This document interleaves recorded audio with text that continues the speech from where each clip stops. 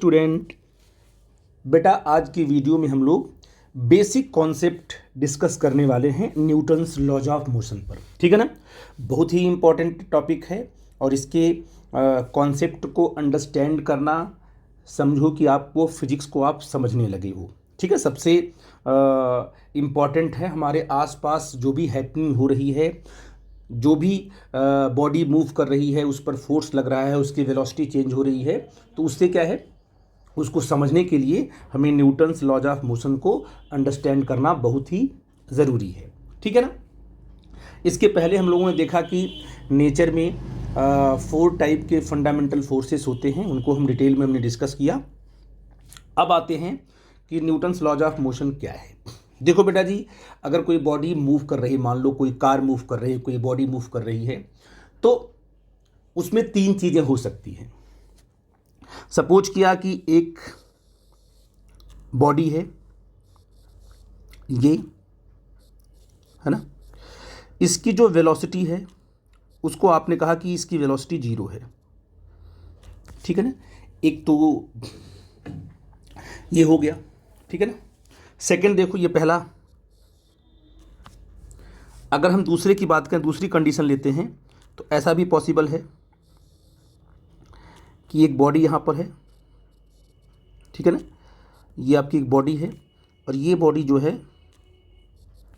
Constant speed से move कर रही है।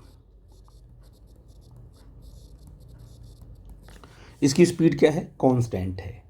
ठीक है ना। तो पहली सिचुएशन क्या थी कि बॉडी रेस्ट में है, v = 0 है, रेस्ट में है वो। दूसरी में क्या है, बॉडी मूविंग है बट उसकी स्पीड क्या है, कांस्टेंट है। ठीक है ना। तीसरा जो आपकी सिचुएशन बन सकती है वो क्या है, ये आपकी बॉडी है। ठीक है ना। इस बॉडी पर आपने क्या है, इस बॉडी की वेलोसिटी जो है चेंज हो रही है, ये इसकी वेलोसिटी है और ये है वेरिएबल। क्या है, इसको हम वेक्टर से दिखा देते हैं, बात कर रहे हैं वेलोसिटी की थी। ये क्या आपका ही बोलो, ये है वेरिएबल। अब ये 3 सिचुएशन आपके सामने हैं और ये 3 तरीके से ही बॉडी आपको दिखाई पड़ती है। या तो रेस्ट में है, या तो कांस्टेंट स्पीड से मूव कर रही है, या तो उसके पास कांस्टेंट वेलोसिटी है। ठीक है ना। अब बताइए, इन तीनों में आप ये कहोगे सर कि पहले वाले केस में तो कोई फोर्स नहीं लग रहा है, क्योंकि फोर्स क्या करता है, फोर्स वेलोसिटी को चेंज करता है। ठीक है ना। तो यहाँ पर वेलोसिटी चेंज ही नहीं हो रही है, तो यहाँ पर बॉडी किस में है, रेस्ट में है, तो यहाँ पर क्या है, आप कहोगे कोई फोर्स नहीं लग रहा है। यहाँ पर बॉडी तो मूव कर रही है बट कांस्टेंट वेलोसिटी से मूव कर रही है। तो कोई आपसे पूछता है कि कोई बॉडी अगर कांस्टेंट वेलोसिटी से मूव कर रही है तो क्या कोई अनबैलेंस फोर्स उस पर काम कर रहा है, कोई नेट फोर्स इस बॉडी पर काम कर रहा है? तो आप कहोगे सर बिल्कुल नहीं। कांस्टेंट वेलोसिटी से मूव करने वाली बॉडी पर कोई भी नेट फोर्स काम नहीं करता है। तो यहां भी आपका एफ नेट क्या हो गया, यहां पर जो नेट फोर्स है बॉडी पर लगने वाला नेट फोर्स, वो भी क्या है, 0 है। या इसमें भी क्या आपका जो नेट फोर्स है बॉडी पर, नेट फोर्स कितना लग रहा है, वो 0 है। ठीक है ना। अब थर्ड केस में क्या है कि बॉडी की जो वेलोसिटी है वो चेंज हो रही है, और बॉडी की वेलोसिटी तभी चेंज होगी जब बॉडी पर क्या है, कोई फोर्स काम करे। तो यहां पर जो एफ नेट फोर्स लग रहा है, तभी ये बॉडी की वेलोसिटी क्या हो रही है, चेंज हो रही है। तो ये जो है, जो मैंने आपको केसेस डील किए कि पहले केस में बॉडी 0 वेलोसिटी पर थी, दूसरी केस में बॉडी क्या है, कांस्टेंट वेलोसिटी से थी। तो फोर्स का जो एग्जिस्टेंस आया, नेट फोर्स का, जो नेट फोर्स का कॉन्सेप्ट आया, वो कब आया, जब वेलोसिटी चेंज हुई। ठीक है बेटा जी। तो ये बड़ी इंपॉर्टेंट चीज़ थी कि न्यूटन्स लॉज ऑफ मोशन को अंडरस्टैंड करने के लिए ये जो मैंने एग्जांपल दिया है उसकी अंडरस्टैंडिंग आपके पास होनी चाहिए। बेसिकली जो है न्यूटन्स के जो लॉ हैं वो फोर्स के लिए हैं, फोर्स को समझने के लिए हैं कि फोर्स क्या है। पहला लॉ क्या बताता है कि what is the force, force क्या है। सेकेंड लॉ ये कहता है कि जो फोर्स आपने एक्सप्लेन कर लिया कि फोर्स क्या है। ठीक है ना। अगर आपने फोर्स को एक्सप्लेन कर लिया तो सेकेंड लॉ ये बताता है कि फोर्स का कैलकुलेशन कैसे किया जाएगा, किस तरीके से फोर्स को हम कैलकुलेट करेंगे, ये सेकेंड लॉ आपको बताता है। और जो थर्ड लॉ है वो बताता है कि उस फोर्स की प्रॉपर्टी क्या है। ठीक है ना। तो ये जो न्यूटन के जो 3 लॉज हैं, first law of motion, second law of motion and third law of motion, ये तीनों जो लॉ हैं वो फोर्स के बारे में डिटेल आपको बताते हैं। उसकी एक एक पहला concept what is the force, पहला लॉ बताता है। सेकेंड लॉ बताता है कि how can calculate the force, किस फॉर्मूले से हम फोर्स को कैलकुलेट करेंगे। और जो थर्ड लॉ है वो फोर्स की प्रॉपर्टी के बारे में एक्सप्लेन करता है। तो वन बाई वन हम करके आगे बढ़ेंगे। आई थिंक एक एग्जांपल आपको क्लियर हुआ होगा। तो सबसे पहले हम क्या करेंगे, डिफाइन करते हैं फोर्स।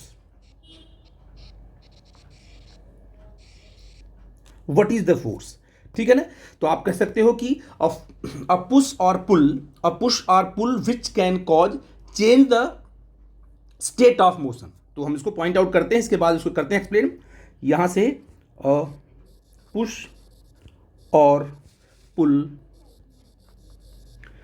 विच कैन चेंज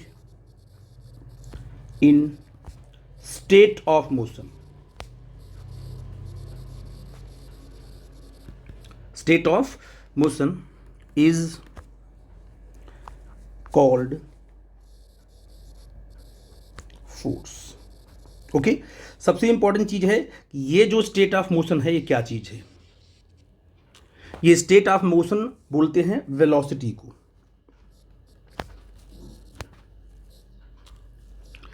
ये क्या आपकी है, ये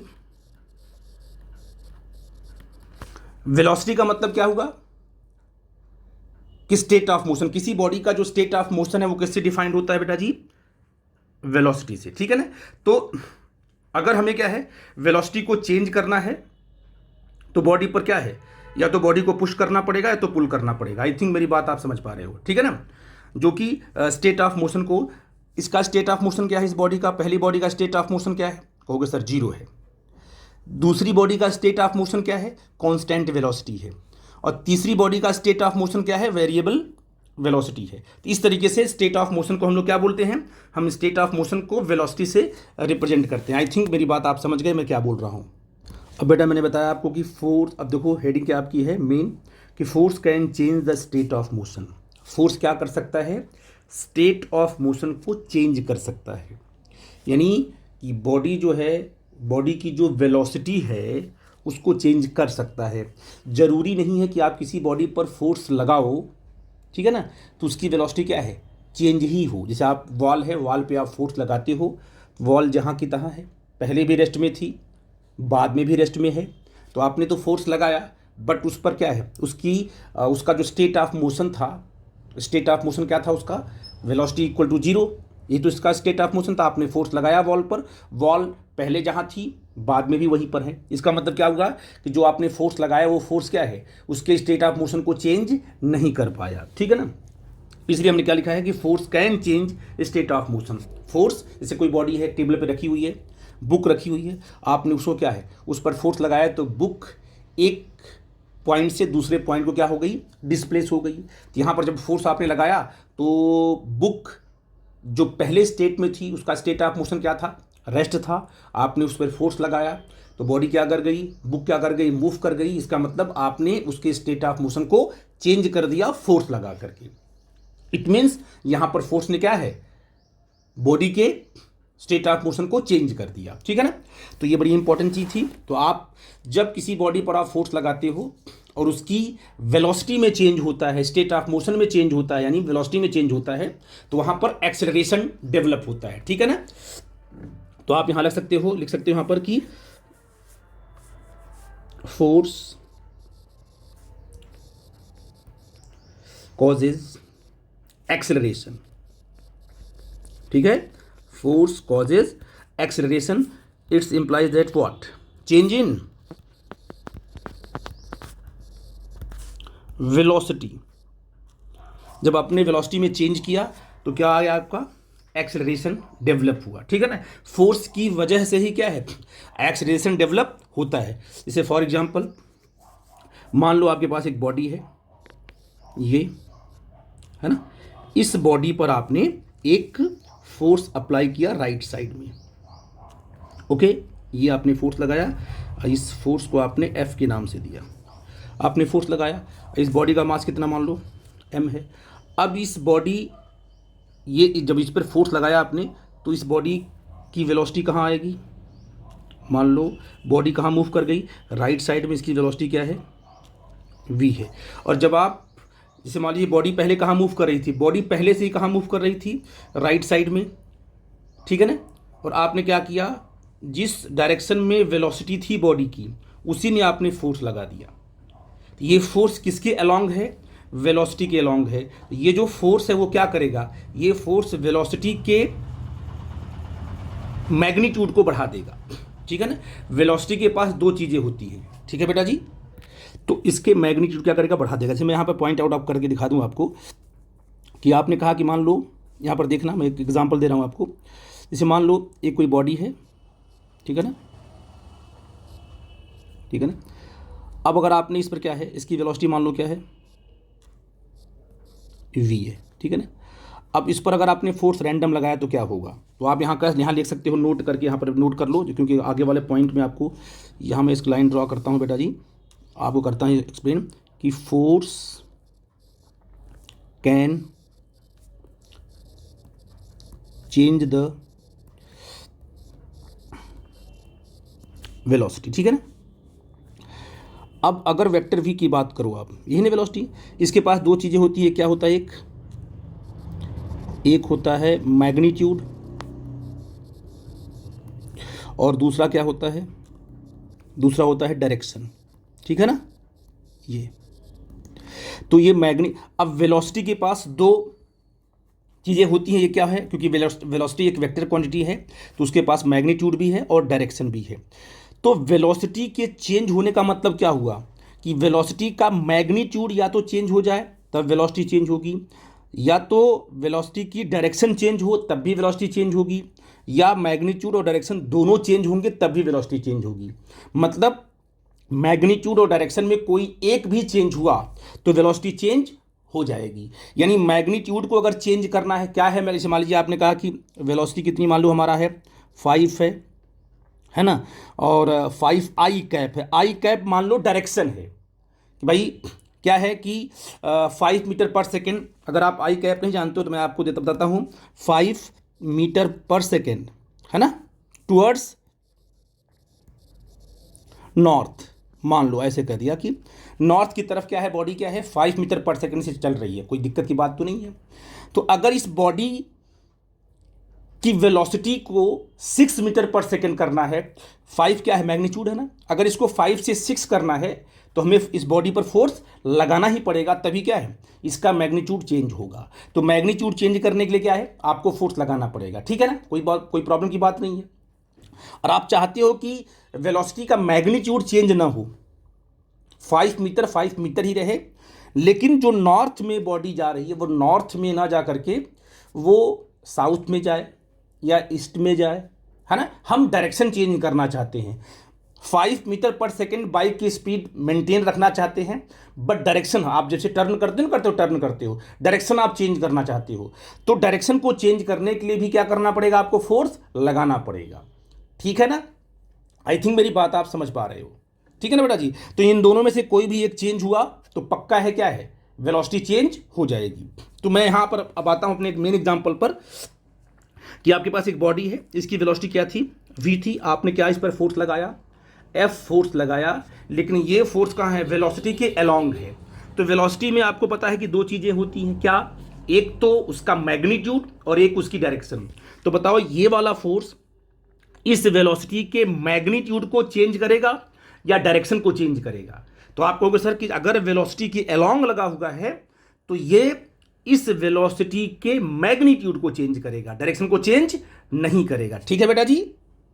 तो यहां क्या होगा, तो अगर इसके अलोंग है तो क्या होगा, यहां पर जो वेलोसिटी है आपकी वो इंक्रीज करेगी। देखो मैंने एरो बनाया इससे ऊपर की तरफ, मतलब वेलोसिटी क्या कर रही है, इंक्रीज कर रही है, लेकिन हमने वेलोसिटी के मैग्नीट्यूड की बात करना है। तो इसमें आप क्या लिखोगे, मैग्नीट्यूड इज, देखो मैग्नीट्यूड मैंने सिंपल लिखा, मैग्नीट्यूड इज इंक्रीजिंग।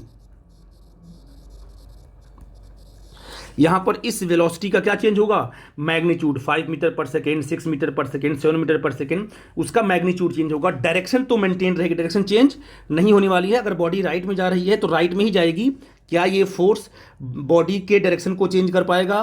बिल्कुल नहीं। वो सिर्फ क्या कराएगा? तो आपने क्या सीखा, अगर कोई बॉडी राइट साइड में v वेलोसिटी से मूव कर रही है और उसी डायरेक्शन में अगर हमने क्या लगा दिया, फोर्स लगा दिया, तो बॉडी की स्पीड बढ़ेगी, डायरेक्शन चेंज नहीं होगी। आई थिंक मेरी बात आप समझ पाए, इसलिए इसको बोलते हैं पैरेलल फोर्स। क्या बोलते हैं इसको? Parallel force. पैरेलल मतलब क्या है? वेलोसिटी के parallel. What happen here? Second case देखते हैं। अगर ये आपके पास एक बॉडी है, ये ठीक है ना, और इस बॉडी की वेलोसिटी पहले से कितनी है बोलो? v है ना। तो इसके पास क्या होगा? एक मैग्नीट्यूड भी होगा और क्या होगा? डायरेक्शन भी होगा। ठीक है बेटा जी, कोई दिक्कत की बात तो नहीं है। अब आपने जो फोर्स लगाया, वो फोर्स वेलोसिटी के अलोंग ना लगा करके आपने फोर्स को वेलोसिटी के परपेंडिकुलर अप्लाई कर दिया। अब ये फोर्स क्या करेगा? ये वेलोसिटी कहाँ है? राइट साइड में, और जो फोर्स आपने लगाया है वो फोर्स वेलोसिटी के परपेंडिकुलर है, 90 डिग्री बना रहा है ये। अब ये फोर्स क्या करेगा? क्या ये फोर्स इस वेलोसिटी की स्पीड को बढ़ा पाएगा, मैग्नीट्यूड को चेंज कर पाएगा? कभी नहीं। याद रखना कि अगर वेलोसिटी के परपेंडिकुलर फोर्स लगा हुआ है तो बॉडी की स्पीड या उसका मैग्नीट्यूड कभी भी चेंज नहीं होगा। ये परपेंडिकुलर जो फोर्स है वो सिर्फ क्या करेगा? बॉडी की डायरेक्शन को चेंज कर देगा। तो बॉडी जो इस तरीके से जा रही थी आगे की तरफ, अब ये बॉडी क्या होगी? इस तरीके से ऐसे बेंड हो जाएगी, ऐसे मूव करेगी। ठीक है ना? आई थिंक मेरी बात समझ पा रहे हो कि मैं क्या बता रहा हूं। तो बॉडी जा रही थी राइट साइड में, फोर्स लगाया आपने बिल्कुल परपेंडिकुलर, तो बॉडी ऐसे टर्न हो जाएगी, इस तरीके से बॉडी का मोशन हो जाएगा, ये दिखाई पड़ेगा आपको, ये अपना पाथ को ये छोड़ देगी। तो ये क्या करेगा? ये वाला फोर्स क्या करेगा? डायरेक्शन, वेलोसिटी के डायरेक्शन को चेंज करेगा। ठीक है बेटा जी। इस केस में क्या कहोगे सर? इस केस में क्या है कि direction of velocity is changing. Direction है ना, direction of velocity is changing. I think मेरी बात समझ पाए मैं क्या बोल रहा हूं। तो फोर्सेस लगाने का तरीका समझ गए। अगर वेलोसिटी के अलोंग लगा हुआ है तो मैग्नीट्यूड चेंज करके वेलोसिटी को चेंज कर देगा। यहां भी वेलोसिटी चेंज हो रही है, यहां भी वेलोसिटी चेंज हो रही है, लेकिन दोनों के चेंज होने में आपको डिफरेंस दिखाई पड़ा कि यहां पर फोर्स क्या कर रहा है? वेलोसिटी के मैग्नीट्यूड को चेंज कर रहा है। यहां पर फोर्स क्या कर रहा है? वेलोसिटी के डायरेक्शन को चेंज कर रहा है। तो आप बताओ, क्या इस बॉडी में एक्सेलरेशन डेवलप हुआ कि नहीं हुआ? कहोगे सर यस हुआ, क्योंकि यहां पर वेलोसिटी चेंज हुई है। क्या यहां पर इस बॉडी में इस फोर्स को लगाने से इस बॉडी में एक्सेलरेशन डेवलप हुआ कि नहीं हुआ? कहोगे सर यस हुआ है।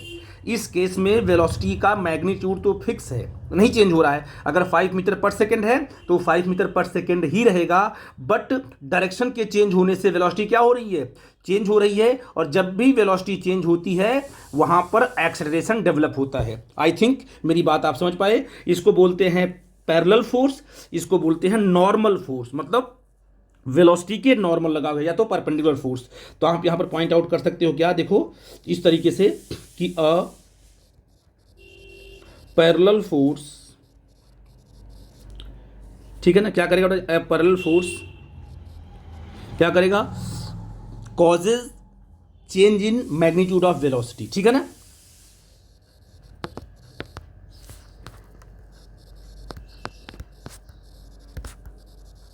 Magnitude of velocity.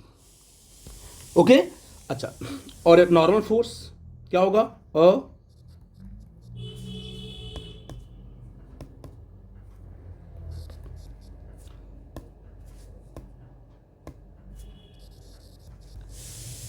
Normal force what causes change in direction. Okay, ये बहुत इंपॉर्टेंट चीज़ ये बताना आपको, क्योंकि न्यूटन्स लॉ को अंडरस्टैंड करने के लिए ये कॉन्सेप्ट आपको अंडरस्टैंड होना चाहिए। आई थिंक मेरी बात आपको समझ में आ गई। अब बेटा ये केस हम, ये आपका फर्स्ट हो गया, ये आपका सेकंड हो गया। ठीक है ना? फोर्सेस आपने बिल्कुल लगाया पैरेलल, परपेंडिकुलर। अब एक केस मैं थर्ड आपको बताता हूँ, और बड़ा इंपॉर्टेंट है, ध्यान सुनना। मान लो कि ये एक ऑब्जेक्ट आपका ये है, ठीक है ना, इंपॉर्टेंट कॉन्सेप्ट है। अब थोड़ा सा आप लोग लेवल बढ़ा रहा हूँ आप लोगों का, ठीक है ना। इस पर आपने एक, इसकी वेलोसिटी क्या है? v है, डायरेक्शन कहाँ इसकी है, राइट साइड में, और इसके पास कोई मैग्नीट्यूड भी होगा 5 मीटर पर सेकेंड, 2 मीटर पर सेकेंड, जो भी होगा इसकी वेलोसिटी की डायरेक्शन पहले से है, ठीक है, नो प्रॉब्लम। अभी इस बॉडी पे कोई फोर्सेस नहीं लगे हुए हैं। अब क्या होगा कि आपने एक फोर्स लिया, आपने एक फोर्स लगाया, न तो आपने कैसा लगाया, न तो आपने लगाया राइट साइड में पैरेलल, न तो आपने लगाया नॉर्मल, ठीक है ना। एक बच्ची ने कहा सर कि हम ऐसा क्यों करेंगे, क्या हमेशा फोर्स राइट साइड में लगाएंगे या तो लगाएंगे परपेंडिकुलर लगाएंगे? हम ऐसे भी फोर्स तो लगा सकते हैं बेटा, ऐसे ऐसे, क्या हम ऐसे फोर्स नहीं लगा सकते हैं थोड़ा सा एंगल लेकर के? को कहो सर बिल्कुल लगा सकते हैं, कोई प्रॉब्लम की बात नहीं, लगेगा। ये आपका डायरेक्शन कौन सा ही है, राइट साइड का दिखा दिया मैंने डॉट इसलिए किया क्योंकि आप डायरेक्शन को समझो कि ये राइट साइड की डायरेक्शन ऐसे है, ठीक है ना। ये फोर्स आपने लगाया बिल्कुल कुछ एंगल पे, और कितना एंगल बना रहा है, मान लो ये एंगल बना रहा है, मान लो थीटा। ये जो फोर्स लगाया, ये फोर्स, ये कौन सी लाइन है बोलो, ये लाइन आपकी है परपेंडिकुलर की लाइन है, और ये कौन सी लाइन आपकी है, ये आपकी पैरेलल वाली लाइन है, बिल्कुल वेलोसिटी के पैरेलल। अच्छा, जब फोर्स वेलोसिटी के अलोंग लग रहा था तो पहली केस आ गई थी। जब फोर्स क्या कर रहा था, वेलोसिटी के लग रहा था परपेंडिकुलर, है ना, तो सेकेंड वाली केस आ गई थी, ठीक है ना। अब देखो क्या है, ये फोर्स न तो पैरेलल है न तो परपेंडिकुलर है। तो मैं एक कॉन्सेप्ट बताता हूँ आपको, वेक्टर सिखाऊंगा तो आपको समझ में आएगी बात।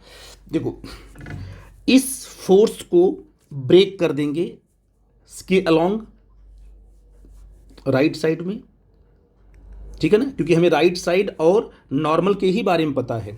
तो जब किसके साथ थीटा बना हुआ है, जो ये आपका हॉरिजॉन्टल लाइन है इसके साथ थीटा बना हुआ है, तो इस फोर्स का एंगल जिस लाइन के साथ थीटा एंगल बना रहा है, उस पे जब इसको फोर्स को लेके आएंगे तो इधर जो फोर्स का कंपोनेंट आएगा राइट साइड में, इधर इस फोर्स का कितना हिस्सा इधर लग रहा है राइट साइड में, तो वो लग रहा है एफ कॉस थीटा।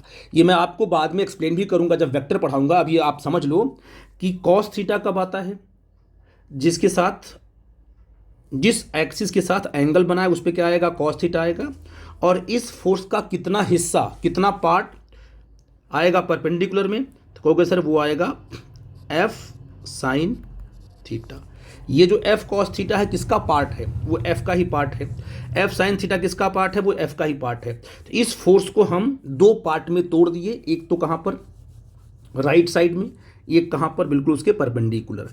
कॉस कब आएगा, जिस एक्सिस के साथ एंगल बना हुआ है उसके साथ कॉस आएगा, और जिसके साथ एंगल नहीं बना हुआ है जो परपेंडिकुलर बिल्कुल है उसके साथ साइन आएगा। ये सिंपल सा कॉन्सेप्ट है। अब देखो, अब ये फोर्स तो आपका हट गया, आपके पास दो फोर्सेस आ गए, एक कहाँ आ गया राइट साइड में, एक कहाँ आ गया लेफ्ट साइड में। अब ये बॉडी क्या है, क्या होगा इस बॉडी का, इस बॉडी की डायरेक्शन भी चेंज होगी, और इस बॉडी इसकी क्या है, ये आप मान लो वेलोसिटी v है, यहाँ पर वेलोसिटी हो जाएगी v1।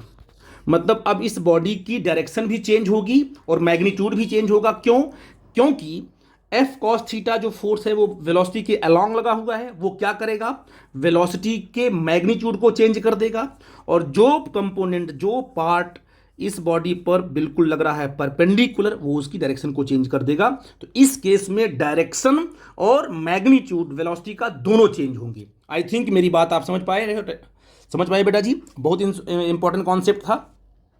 डिटेल में हम नहीं जाएंगे, लेकिन आपको थोड़ा सा हमने फोर्सेस क्या बारे में बताया कि फोर्स लगने से वेलोसिटी किस तरीके से चेंज होती है, ठीक है। अब बेटा न्यूटन्स लॉज ऑफ मोशन में अब मेन टॉपिक पे आते हैं। फर्स्ट लॉ क्या है, उसको बोलते हैं इनर्शिया लॉ। इनर्शिया क्या है, कोई बॉडी अगर रेस्ट में है तो वो रेस्ट में ही रहना चाहेगी, वो अपने स्टेट को चेंज नहीं करना चाहती है। हाँ, उसके स्टेट को अगर चेंज करना होगा तो हमें बाहर से अनबैलेंस फोर्स लगाना होगा कि उसके स्टेट को हम लोग क्या है चेंज कर सकें।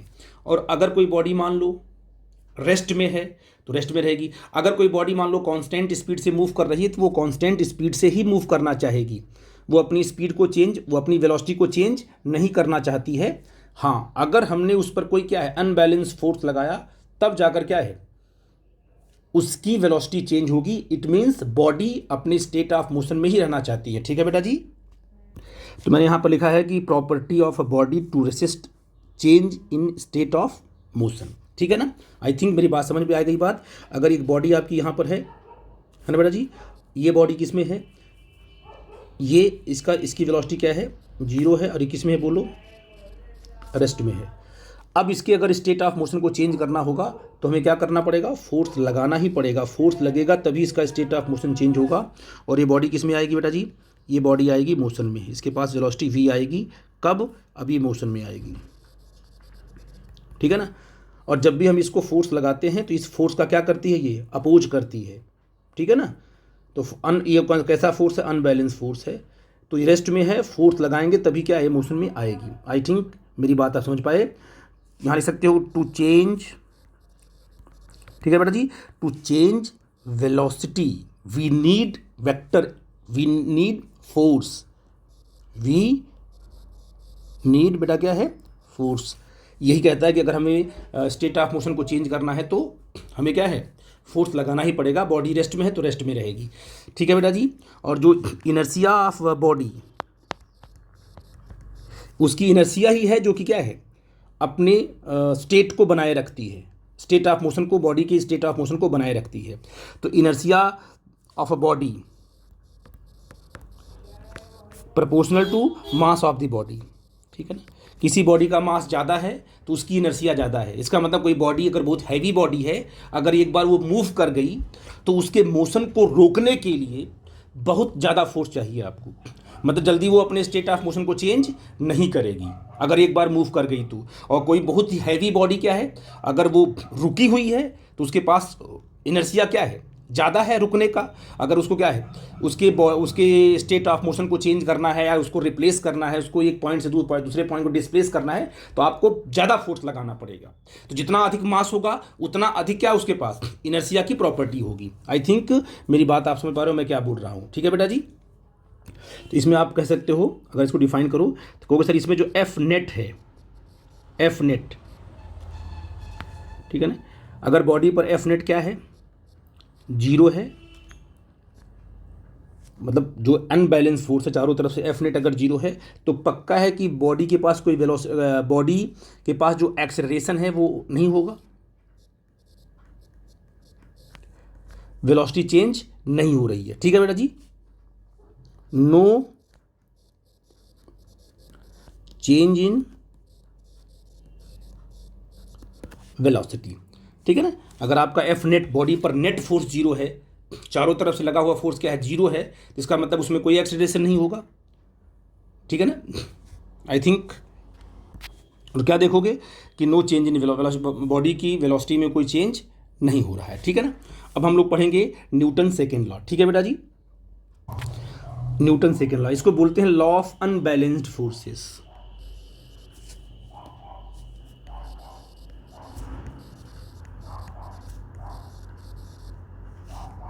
Balanced forces, okay. क्या इसका मतलब है अनबैलेंस्ड फोर्स का मतलब क्या है, जैसे मान लो आप अपनी बात कर लो कि आप सर, आप मान लो आप रेस्ट में यहाँ पर ऐसे खड़े हो, ये आपका अर्थ सरफेस है, यहाँ पर आप खड़े हो, ठीक है ना।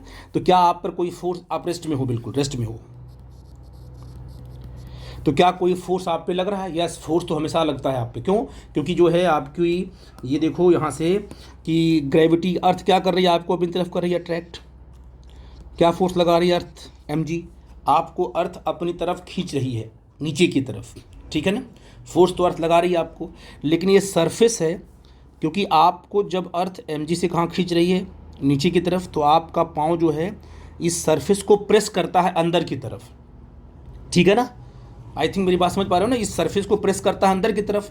तो सरफेस भी क्या करता है, अगर आप सरफेस को प्रेस करोगे, सरफेस भी आपके ऊपर एक फोर्स लगाएगा ऊपर की तरफ, ऐसे, ठीक है, जिसको बोलते हैं नॉर्मल। तो आप पर लगा जितना फोर्स कहाँ लग रहा, अर्थ कहाँ लगा रही है, आपके ऊपर नीचे की तरफ, उतना ही फोर्स जो है अर्थ का सरफेस आप पे कहाँ लगा रहा है, ऊपर की तरफ। तो आपके ऊपर लगने वाले दो फोर्सेस हो गए mg और ये ऊपर की तरफ नॉर्मल, और ये दोनों इक्वल होते हैं और ये दोनों एक दूसरे को कैंसिल कर देते हैं। इसलिए आप पर लगने वाला जो नेट फोर्स है अनबैलेंस्ड फोर्स है। ये फोर्सेस कैसे हैं, बैलेंस हैं।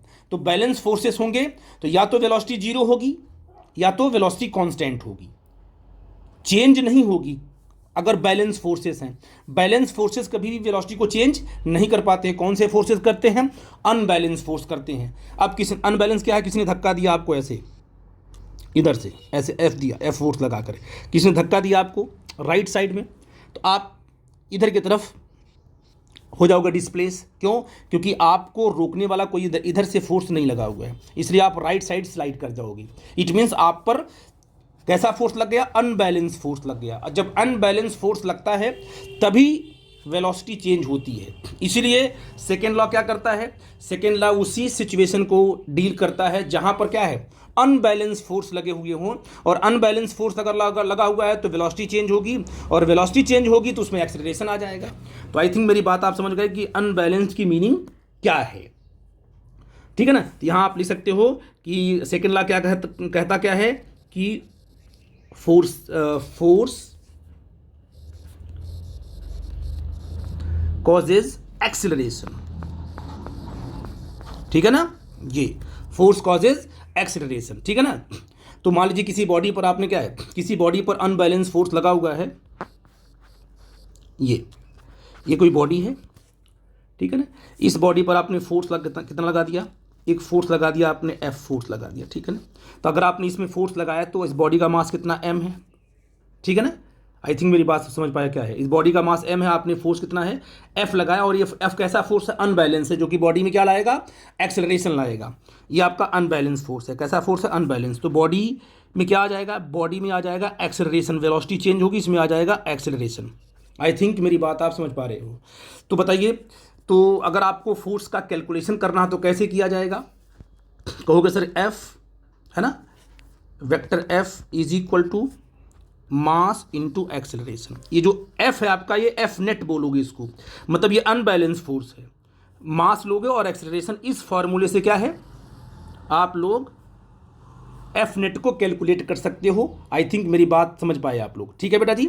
और जो स्टेटमेंट है न्यूटन सेकेंड लॉ की, वो ये है कि एफ नेट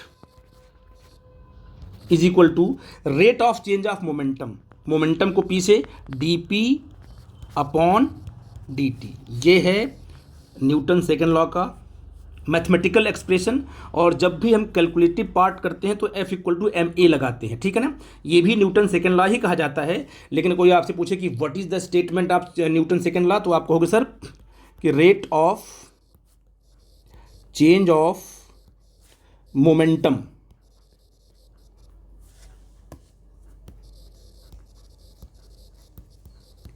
ठीक है ना, is directly proportional to what?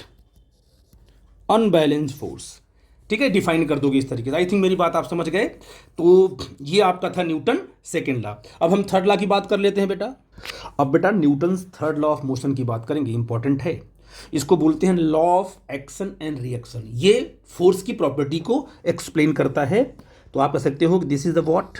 Law of action and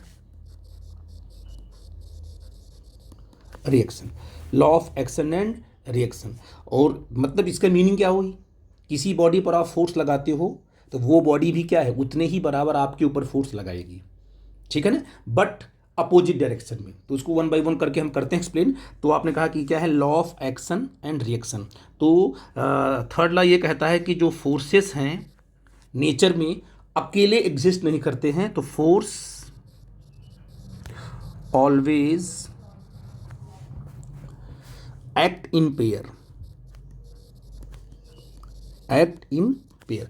forces हमेशा पेयर में एक्ट होते हैं। ठीक है ना? आई थिंक मेरी बात आप समझ पा रहे हो। कैसे? देखो, जैसे मान लो मैंने आपसे बताया था एग्जांपल देकर के, ये देखो आपने कहा था कि मान लो यहाँ पर आप ऐसे, यहाँ पर है, ये आपका पाँव है, ये आपकी अर्थ सरफेस आपका है। ठीक है? और आपने कहा कि मैंने बताया था कि अगर आप यहाँ पर आपने अर्थ ने क्या हुआ? अर्थ ने आपके ऊपर फोर्स लगाया। देखो मैंने यहाँ आपके ऊपर फोर्स अर्थ ने कहाँ लगाया? डाउन डायरेक्शन में लगाया। ठीक है ना? कितना लगाया? mg। अभी दिया था एग्जांपल। तो अगर अर्थ ने आपके ऊपर फोर्स लगा, अब क्या बताओ? आपका पैर, आप पैर से क्या कर, अपने पैर से इस सरफेस को आप प्रेस कर रहे हो नीचे की तरफ। आप क्या कर रहे हो? आपने इस सरफेस को डाउन साइड की तरफ क्या किया?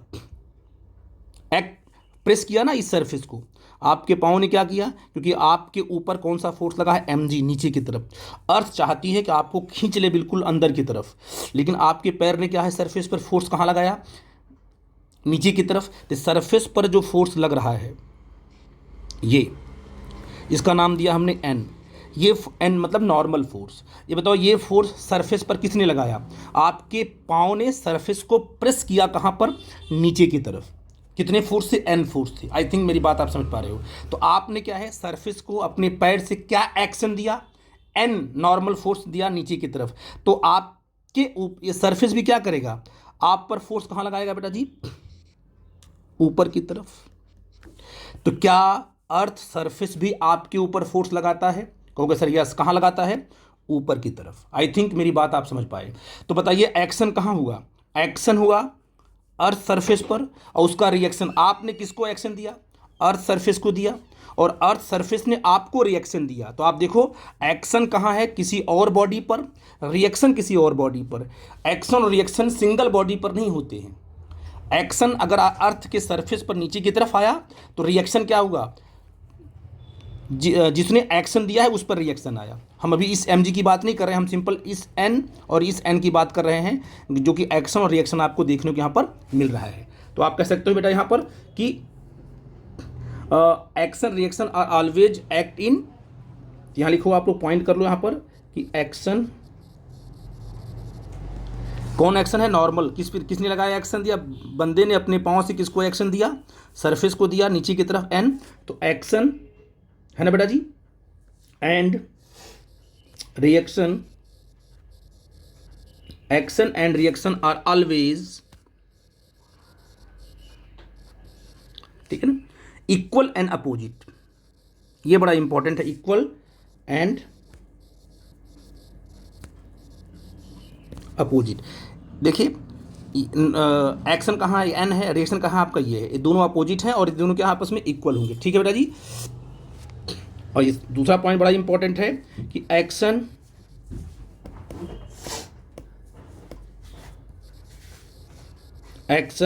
एंड रिएक्शन, ठीक है ना, बोथ ऑलवेज एक्ट, ठीक है ना, on what? Different bodies, different bodies.